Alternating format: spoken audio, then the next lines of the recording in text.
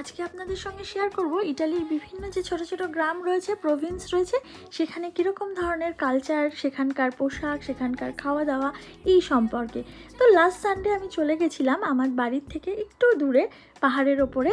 এখানে এই সময় সেপ্টেম্বর, অক্টোবর, নভেম্বর মাসে ভিনটেজ সমস্ত মার্কেট বসে আর ফেস্টিভ্যাল হয়, যেখানে গ্রামবাসীরা তাদের নিজেদের সমস্ত কালচারাল জিনিসপত্র, নিজেদের হেরিটেজ সমস্ত জিনিস, পোশাক এগুলো এরা প্রেজেন্ট করে।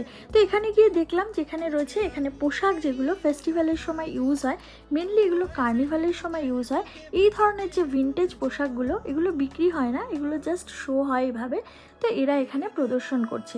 এছাড়াও এই পোশাকগুলোর মধ্যে কিন্তু কাছে গিয়ে পরে দেখলাম যে বিভিন্ন ধরনের হিস্ট্রি, প্রত্যেকটা পোশাক কিন্তু হিস্ট্রি ক্যারি করে এবং এক একটা গল্প রয়েছে প্রত্যেকটা পোশাকের মধ্যে।